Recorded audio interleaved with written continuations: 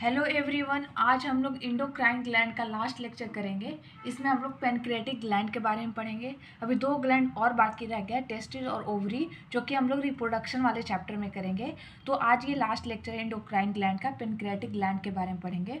तो आज हम लोग पढ़ेंगे पेनक्रियाटिक ग्लैंड में। तो सबसे पहले इसका इंट्रोडक्शन देखते हैं। तो ये एक कंपोजिट ग्लैंड है, मिक्सोक्राइन ग्लैंड है। मिक्सोक्राइन कहने का मतलब हो गया कि ये एक्सोक्राइन ग्लैंड की तरह भी काम करता है पेनक्रियाज, और साथ ही साथ इंडोक्राइन ग्लैंड की तरह भी काम करता है। यानी ये दो तरह से रोल प्ले करता है, मिक्सोक्राइन भी इंडोक्राइन भी और एक्सोक्राइन दोनों की तरह रोल प्ले करता है। ठीक है, जब एक्सोक्राइन ग्लैंड की बात आती है तो वहाँ पे ये रिलीज करता है पेनक्रियाटिक जूस, जो कि हेल्प करता है डाइजेशन ऑफ फूड में, जो कि मैं डाइजेस्टिव सिस्टम पढ़ा चुकी हूँ। पेनक्रियाटिक जूस रिलीज करता है, जिसको पेनक्रियाटिक एमाइलेज, पेनक्रियाटिक पेप्टाइडेज, ठीक है, प्रोटीन के डाइजेशन, कार्बोहाइड्रेट के डाइजेशन में हेल्प करता है।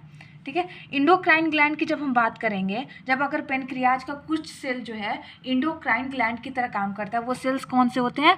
Islets of Langerhans. ठीक है, लैंगरहैंस जो कि इंडोक्राइन ग्लैंड की तरह काम करते हैं। ये रिलीज करते हैं थ्री टाइप्स ऑफ हार्मोन्स को, ग्लूकागॉन, इंसुलिन और सोमैटोस्टैटिन। ठीक है, ये थ्री टाइप्स ऑफ हार्मोन को रिलीज करते हैं। एक और होती है पेनक्रियाटिक पॉलीपेप्टाइड।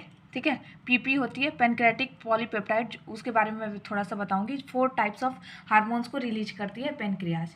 ठीक है, अब इंडोक्राइन पेनक्रियाज के बारे में पढ़ते हैं। ठीक है, इसमें कौन सी सेल होती हैं? तो इसमें आप देखिए पेनक्रियाज का स्ट्रक्चर है। इसमें आप लोग देखेंगे कि जो पूरा ये जो ब्लैंक वाली एरिया दिख रही है ना, खाली एरिया, ये सारे पेनक्रियाटिक सेल्स होते हैं, जो कि क्या रिलीज करते हैं? पेनक्रियाटिक जूस रिलीज करते हैं, जो कि एक्सोक्राइन की तरह काम करते हैं, एक्सोक्राइन की तरह काम करते हैं। जबकि ये जो आपको ब्लू वाले दिख रहे हैं ना, आइसलेट्स ऑफ लैंगरहैंस, ये जो ब्लू डॉट है, ठीक है, ये होते हैं इंडोक्राइन की तरह काम करते हैं, जो कि आइसलेट्स ऑफ लैंगरहैंस होते हैं। ठीक है, ये इंडोक्राइन हार्मोन को रिलीज करते हैं।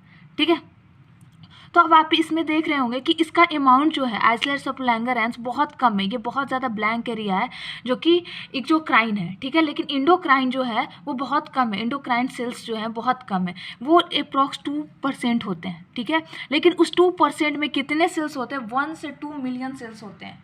ठीक है, आइसलेट्स ऑफ लैंगरहैंस का जो सेल्स है वो कितना होता है? 1 से 2 मिलियन। ठीक है, 1 से 2 मिलियन होता है वो, लेकिन वो पूरे पेनक्रियाज का अगर हम पार्ट बताएं तो सिर्फ 2% होता है।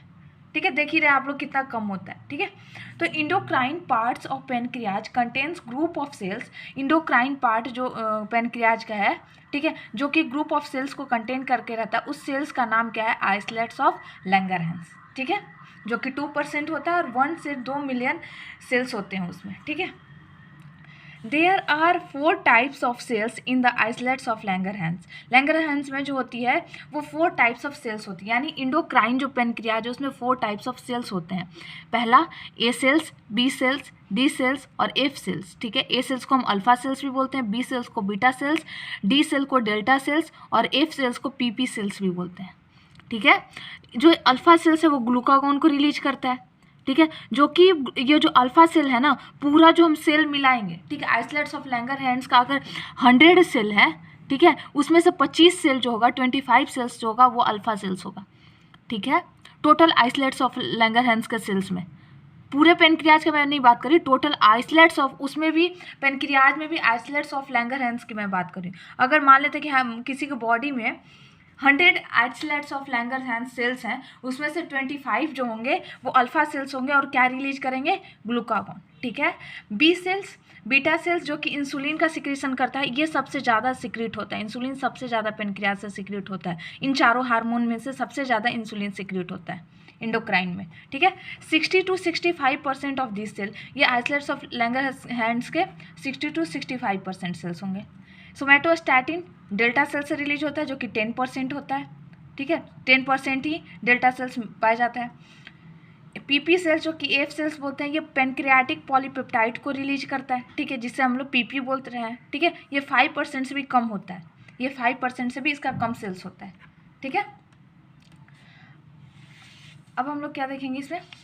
अब देखते हैं हार्मोन्स एक्शन। अभी हम लोगों ने 4 हार्मोन्स देखा, उनके एक्शन देखते हैं। तो सबसे पहले हम लोग इसमें देखने वाले हैं इंसुलिन। ठीक है, तो इंसुलिन अभी हम लोगों ने देखा कि बीटा सेल से रिलीज हो रहा था और अप्रॉक्स 60 to 65% इसकी सेल्स थी, 60 to 65% इसकी सेल्स थी। मोस्ट एबंडेंट, ये सबसे ज़्यादा अमाउंट में रिलीज होता है, ठीक है। जितना भी आइसोलेट्स ऑफ लैंगरहैंस से जितने हार्मोन रिलीज हो रहे हैं, ये 4 हार्मोन इंसुलिन, ग्लूकागॉन, सोमैटोस्टैटिन और पॉलीपेप्टाइड, इन चारों में से सबसे ज़्यादा अमाउंट में कौन सा रिलीज होता है, वो होता है इंसुलिन, सबसे ज़्यादा, ठीक है। अब इंसुलिन का एक स्ट्रक्चर आप देख लीजिए। इंसुलिन बना किससे होता है, ये पॉलीपेप्टाइड है, यानी पॉलीपेप्टाइड का कहने का मतलब ये अमीनो एसिड से जुड़ के बना हुआ है। ये डॉटेड जो मैं दर्शा रही हूँ, ये डॉटेड वाले लाइन, ये अमीनो एसिड है, ठीक है, अमीनो एसिड, यानी ये बहुत सारे अमीनो एसिड से मिलके इनके बीच में, 2 अमीनो एसिड के बीच में कौन सी बॉन्ड होती है, पेप्टाइड बॉन्ड होती है, ठीक है। ये बॉन्ड कौन सी होती है, पेप्टाइड बॉन्ड, पेप्टाइड बॉन्ड होती है, ठीक है। तो पॉलीपेप्टाइड यानी कहने का मतलब एक से ज़्यादा पॉलीपेप्टाइड्स की बॉन्ड है, ठीक है, एक से ज़्यादा पेप्टाइड बॉन्ड है। तो पॉली मतलब ज़्यादा, अब पेप्टाइड यानी पेप्टाइड बॉन्ड की बात कर रहा है, ठीक है। तो एक से ज़्यादा मतलब बहुत ज़्यादा अमाउंट में पॉलीपेप्टाइड बॉन्ड्स इसमें होते हैं, ठीक है।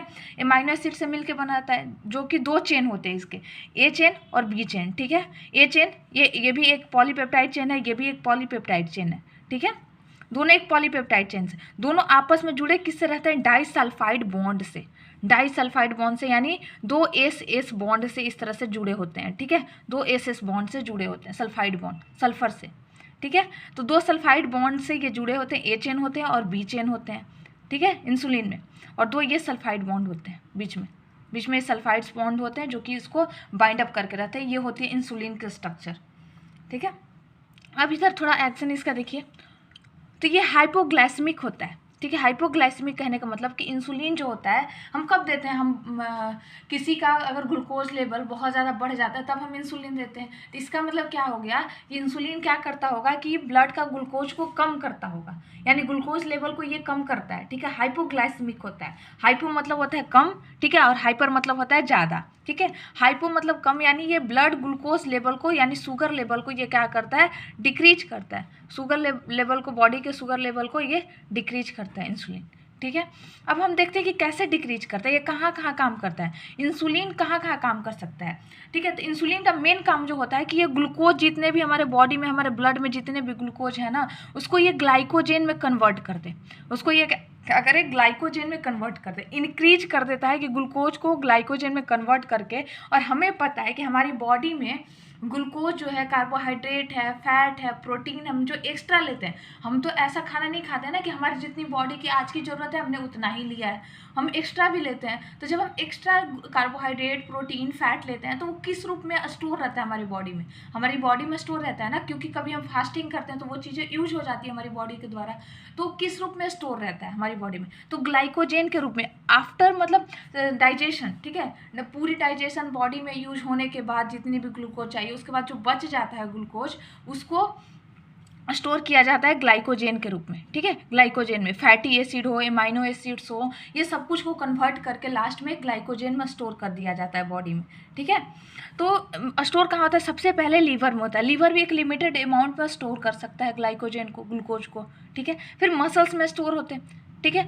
फिर उसके बाद बहुत ज़्यादा अगर हो जाता है तो फिर एडिपोज टिश्यू, जस्ट स्किन से नीचे जो होती है एडिपोज टिश्यू होती है, फैटी टिश्यू होती है, वहाँ पे फिर स्टोर होता है। तो हमारे इंसुलिन कहाँ कहाँ काम करेगा, इन 3 जगहों पे काम करता है, लीवर, मसल्स और एडिपोज टिश्यू, ठीक है। इन जगहों पे काम करके क्या करता है कि यहाँ से ब्लड से ग्लूकोज को लेके, यहाँ पे ये ब्लड वेसल्स होगी, ब्लड से ग्लूकोज को लेके ग्लाइकोजेन में कन्वर्ट कर देता है, ठीक है। ग्लाइकोजेन में कन्वर्ट करके इन सारी जगहों पे भेज देता है ताकि वो ग्लाइकोजेन स्टोर्ड फॉर्म में रहे, ठीक है, ब्लड की ग्लूकोज लेवल को बढ़ाए नहीं, ठीक है।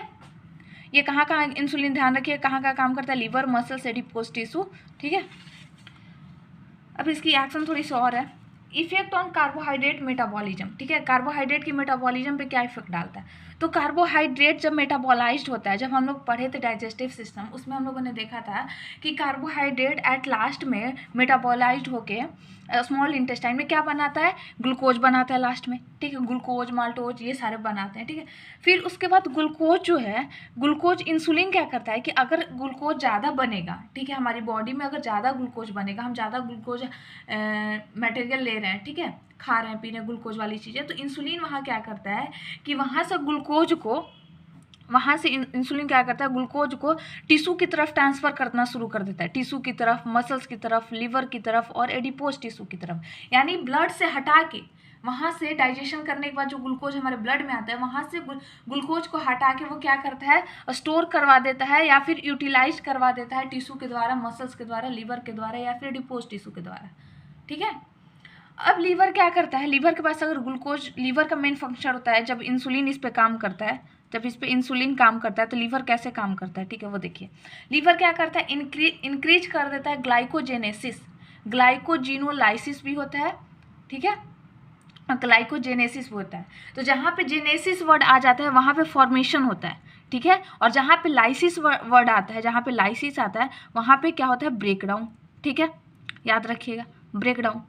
और जहाँ पे भी जेनेसिस आ जाता है, जेनेसिस, वहाँ पे होता है फॉर्मेशन, ठीक है, वहाँ पे फॉर्मेशन यानी बनता है। और तो ग्लाइकोजेनेसिस, तो यहाँ पे ग्लाइकोजेनेसिस को इंक्रीज कर देता है। मैंने क्या लिखा है यहाँ पे, इंक्रीज, एरो किधर किधर दर्शाया, अपवर्ड, तो यानी इंक्रीज, यानी ग्लाइकोजेनेसिस इंक्रीज कर जाता है। ग्लाइको मतलब ग्लाइकोजेन, ग्लाइकोजेन का फॉर्मेशन इंक्रीज कर जाता है। तो ग्लाइकोजेन का फॉर्मेशन कैसे होता है यहाँ पे, तो ग्लूकोज जो है, ज़्यादा से ज़्यादा ग्लूकोज जो होता है वो कन्वर्ट हो जाता है ग्लाइकोजेन में, यानी ब्लड से ग्लूकोज निकल के लीवर में जाता है, लीवर क्या करता है, उस ग्लूकोज को ग्लाइकोजेन में कन्वर्ट कर देता है, ठीक है। तो इंसुलिन ग्लाइकोजेनेसिस को बढ़ाता है, जबकि ग्लूकोनियोजेनेसिस यानी ग्लूकोज का फॉर्मेशन, ठीक है, ग्लूकोज के फॉर्मेशन को कम करता है, यानी ग्लाइकोजेन से ग्लूकोज में का कन्वर्जन जो है उसे डिक्रीज करता है, लेकिन ग्लाइकोजेन को बनाने में ये हेल्प करता है, इसको बढ़ाता है और इसको घटाता है,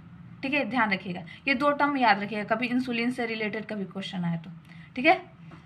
अब यहाँ पे देखते हैं और क्या करता है इंसुलिन। इंसुलिन क्या करता है कि ट्रांसपोर्ट ऑफ ग्लूकोज को ये ट्रांसपोर्ट करता है ब्लड से लेके ये सेल के पास दे देता है ग्लूकोज को, ताकि सेल ज़्यादा से ज़्यादा ग्लूकोज को यूज करे, टिश्यू के पास भेज देता है, ठीक है, ताकि ब्लड में ग्लूकोज लेवल कम रहे, मेंटेन रहे, ठीक है, एक लेवल और एक रेंज उसका मेंटेन रहे, ठीक है। इंसुलिन और क्या करता है, इंसुलिन और ग्लूकागॉन में मेन जो डिफरेंस है कि ये एनाबॉलिज्म कराता है, और वो जो ग्लूकागॉन अभी मैं आगे बताऊंगी वो कैटाबॉलिज्म कराता है। एनाबॉलिज्म क्या होता है, एनाबॉलिज्म जो होता है ये फॉर्मेशन कराता है, यानी ज़्यादा से ज़्यादा बनेगा, और कैटाबॉलिज्म ये ब्रेकडाउन कराता है, ठीक है, ब्रेकडाउन, ठीक है। तो अब यहाँ आप देखिए कि ये फैट को बनाने में मदद करता है, प्रोटीन को बनाने में मदद करता है, ठीक है। तो जो भी हम फैट का जब डाइजेशन होता है तो फैटी एसिड बनता है। अगर हमारे बॉडी में बहुत ज़्यादा फैटी एसिड हो जाता है तो हमारा लीवर क्या करता है, फैटी एसिड और एमाइनो एसिड को कन्वर्ट करके ग्लूकोज में बना देता है। लेकिन नहीं, वहाँ पर जब इंसुलिन जब काम करेगा तो इंसुलिन क्या करता है, फैटी एसिड को फैट में बना देता है, ठीक है, ताकि वो फैट के रूप में स्टोर हो जाए। एमाइनो एसिड को प्रोटीन में कन्वर्ट कर देता है, ताकि ये दोनों जो है ग्लूकोज में कन्वर्ट ना हो पाए। मैंने बताया कि लास्ट में अगर एक्स्ट्रा फैटी एसिड और एमाइनो एसिड हमारी बॉडी में रहती है तो लास्ट में जाके वो ग्लूकोज में कन्वर्ट हो जाता है, ठीक है। लेकिन इंसुलिन यहाँ पे क्या काम करेगा, ग्लूकोज में कन्वर्ट हो जाता है, तो यहाँ पे इंसुलिन क्या करेगा, इसको कन्वर्ट नहीं होने देगा, इसको ग्लूकोज में कन्वर्ट नहीं होने देगा। इंसुलिन क्या करेगा, फिर से फैटी एसिड को फैट में बना देगा, ठीक है, फिर से एमाइनो एसिड को प्रोटीन में बना देगा, उसको कन्वर्ट नहीं होने देगा ग्लूकोज में, ठीक है। अब यहाँ देखते हैं नॉर्मल ब्लड शुगर लेवल, ठीक है। तो FBS फास्टिंग ब्लड शुगर, यानी जब हम सुबह सुबह मॉर्निंग में कोई फास्टिंग में रहता है तब हम उसकी शुगर लेवल मेजर करते हैं, तो उस दौरान नॉर्मल रेंज 20 to 100 mg पर डेसीलीटर होता है। पोस्ट प्रैंडियल यानी खाना खाने के 4 घंटे 3 घंटे बाद जो हम मेजर करते हैं आफ्टर मील, ठीक है, तो वो 140 mg पर डेसीलीटर से कम होना चाहिए। और रैंडमली हम कभी भी अगर ब्लड शुगर ले रहे हैं कि खाना खाया पेशेंट, उससे 2 घंटे बाद हमने ले लिया RBS, तो उस दौरान जो होता है 80 to 120 mg पर डेसीलीटर होना चाहिए उसका शुगर लेवल, ठीक है। इस शुगर लेवल को मेंटेन दोनों हार्मोन करता है, इंसुलिन और ग्लूकागॉन। इंसुलिन जहाँ घटाता है ब्लड शुगर लेवल को और ग्लूकागॉन बढ़ाता है, यानी दोनों मिल के उसको लेवल में रखते हैं, ठीक है, एक रेंज में। अब ग्लूकागॉन का देखिए, ग्लूकागॉन भी एक पॉलीपेप्टाइड हार्मोन है, ये अल्फा सेल से सिक्रेट होता है और ये हाइपरग्लाइसेमिक होता है। वो हाइपोग्लाइसेमिक था, इंसुलिन क्या था, इंसुलिन था हाइपोग्लाइसेमिक, ठीक है। और ये हाइपरग्लाइसेमिक, यानी ये ब्लड शुगर लेवल को, ब्लड ग्लूकोज लेवल को इंक्रीज करता है, ठीक है। इसका एक्शन देखिए, उसके जस्ट अपोजिट इसका एक्शन होगा। वो था कि ग्लूकोज को ग्लाइकोजेन में कन्वर्ट करता था, इंसुलिन क्या करता था, ग्लूकोज को ग्लाइकोजेन में कन्वर्ट करता था, जबकि ग्लूकागॉन जो है ग्लाइकोजेन को ग्लूकोज में कन्वर्ट कर रहा है ताकि ब्लड में ज़्यादा से ज़्यादा ग्लूकोज रहे, ठीक है। ये ग्लूकोज लेवल को बढ़ाता है, जबकि इंसुलिन जो होता है ग्लूकोज को ग्लाइकोजेन में कन्वर्ट करता था, ठीक है। तो अब यहाँ देखिए, जो एक उसमें हम क्या कर रहे थे कि ग्लूकोनियोजेनेसिस को वो डिक्रीज कर रहा था, ये क्या करेगा, इंक्रीज करेगा ग्लूकोनियोजेनेसिस को ये इंक्रीज करता है ताकि ज़्यादा से ज़्यादा ग्लूको मतलब ग्लूकोज, नियो मतलब जेनेसिस मतलब ज़्यादा से ज़्यादा ग्लूकोज बने, ठीक है। उसको ये इंक्रीज करता है ग्लूकागॉन, ठीक है। और इंसुलिन इसको डिक्रीज करता था, याद रखिएगा। ये भी कहाँ कहाँ काम करता है, लिवर, मसल्स और एडिपोज टिश्यू। हमें पता है कि इन 3 जगहों पे ग्लाइकोजेन स्टोर रहता है। मैंने भी पीछे बताया कि ग्लूकोज ग्लाइकोजेन में कन्वर्ट होके स्टोर फॉर्म में रहता है। कहाँ रहता है, लिवर, मसल्स और एडिपोज टिश्यू में, ठीक है। तो यहीं पे ये स्टोर रहता है, तो यहाँ से ग्लाइकोजेन पे काम करता है और फिर वो ग्लूकोज में कन्वर्ट करा देता है ताकि ज़्यादा से ज़्यादा ग्लूकोज बने, ठीक है। ग्लूकागॉन जो होता है ये कैटाबॉलिज्म कराता है फैट, प्रोटीन्स और कार्बोहाइड्रेट का। वो एनाबॉलिज्म कराता था, ये कार्बोहाइड्रेट को ग्लूकोज में चेंज करेगा, फैट को फैटी एसिड में, प्रोटीन को एमाइनो एसिड में। और लास्ट में ये जब हम ग्लूकोज साइकिल पढ़ेंगे, ग्लूकोज का फॉर्मेशन कैसे होता है, तो उसमें हम लोग जब बायोकेमिस्ट्री में पढ़ते हैं तो उसमें हम देखेंगे फैटी एसिड से भी और एमाइनो एसिड से भी ग्लूकोज का कन्वर्जन होता है, फिर ये एट लास्ट में जाके ये ग्लूकोज में कन्वर्ट हो जाता है। और इस हिसाब से ये ग्लूकागॉन जो होता है ग्लूकोज लेवल को इंक्रीज करता है, ठीक है। नेक्स्ट हम लोग हार्मोन अब देखने वाले हैं सोमैटोस्टैटिन, ठीक है। सोमैटोस्टैटिन हम लोग पढ़े थे हाइपोथैलेमस वाले में भी पढ़े थे हम लोग, हाइपोथैलेमस ग्लैंड में। तो सोमैटोस्टैटिन जो है वो डेल्टा सेल, डी सेल से रिलीज होता था, ठीक है। और कहाँ कहाँ से ये रिलीज हो सकता है, स्टोमक से रिलीज होता है, नर्व एंडिंग ऑफ ब्रेन में जो नर्व्स होते हैं, न्यूरॉन्स होते हैं, वहाँ की जो एंडिंग होती है, एक्सॉन होती है, वहाँ से भी ये रिलीज होता है, ठीक है, नर्व एंडिंग से भी। इन ब्रेन पे ये क्या काम करता है कि ग्रोथ हार्मोन को इनहिबिट करता है, यानी कम से कम ग्रोथ हार्मोन की सिक्रीशन को कम कर देता है, डिक्रीज कर देता है, ठीक है। पेनक्रियाज पे क्या काम करता है, ये ग्लूकागॉन और इंसुलिन को इनहिबिट करता है, यानी अगर बॉडी में बहुत ज़्यादा ग्लूकागॉन रिलीज होने लगा है या फिर बहुत ज़्यादा इंसुलिन रिलीज होने लगा है, तो कोई भी बहुत ज़्यादा अमाउंट में रिलीज हो तो हमारी बॉडी के लिए सही नहीं है, एक नॉर्मल रेंज ही चाहिए। तो उस दौरान सोमैटोस्टैटिन जो है उसको इनहिबिट करता है, रोकता है कि अब तुम्हारी काम हो गई है, अब कम रिलीज करो, ठीक है। नेक्स्ट हार्मोन क्या था, पेनक्रियाटिक पॉलीपेप्टाइड्स, ठीक है। पीपी जो कि एफ सेल से रिलीज होता था, जिसे हम लोग पीपी सेल्स भी बोलते थे, ठीक है। Slow down the absorption of food, food के एब्जॉर्प्शन को कम कर देता है। इनहिबिट द पेनक्रियाटिक और बाइलरी सिक्रेशंस, पेनक्रियाटिक जूस और बाइल जूस की सिक्रेशंस को ये कम कर देता है, ठीक है। Delay the empty, stomach emptying मतलब कि हमारे पेट में जो 4 घंटे तक भोजन रहता है ना, हमारे स्टोमक में एक टाइम होता है कि थोड़े टाइम के लिए उसमें भोजन हम जो भी खाते हैं वो स्टोमक में स्टोर रहता है टेम्पररली, ठीक है। लेकिन वो ये क्या करता है कि फिर स्टोमक से इंटेस्टाइन में जाने का मतलब जो टाइमिंग होती है उसको ये बढ़ा देता है, यानी ज़्यादा से ज़्यादा देर तक जो हम फूड लेते हैं वो स्टोमक में ही स्टोर रहता है, ठीक है। डिले कर देता है, इम्पटिंग मतलब स्टोमक को खाली होने में ये डिले करता है, ठीक है। यानी स्टोमक से फूड को डिओडेनम में बहुत डिले करता है, ले जाने में बहुत देर करता है, ठीक है, बहुत जल्दी नहीं भेजता है, ठीक है। अगर हम फास्टिंग किए हुए हो, एक्सरसाइज कर रहे हो या फिर हाइपोग्लाइसेमिक कंडीशन में यानी शुगर लेवल कम हो, उस कंडीशन में जो पॉलीपेप्टाइड्स हार्मोन है वो बहुत ज़्यादा इंक्रीज कर जाते हैं, ठीक है, बहुत ज़्यादा इंक्रीज कर जाते हैं पॉलीपेप्टाइड सेल्स, ठीक है। तो आज के लिए बस यहीं तक। मुझे लगता है कि इंडोक्राइन सिस्टम मैंने कंप्लीट कर दिया है। तो अगर आपको पूरी इंडोक्राइन सिस्टम की लेक्चर्स देखनी हो तो आप लोग लेक्चर 1 से हम लोग मैंने पूरी प्लेलिस्ट बना रखी है, तो आप लोग वहाँ से देख सकते हैं। तो अगर आपको ये लेक्चर और नोट्स पसंद आए होंगे तो प्लीज़ चैनल को लाइक एंड सब्सक्राइब करें और ज़्यादा से ज़्यादा शेयर करें। और आप लोग कमेंट में ज़रूर बताएं कि अब नेक्स्ट चैप्टर कौन सी होनी चाहिए, ठीक है। तो आप लोग की ज़्यादा से ज़्यादा जिस चैप्टर पर कमेंट रहेगी मैं उसी चैप्टर को आगे शुरू करूँगी। तो थैंक यू वेरी मच।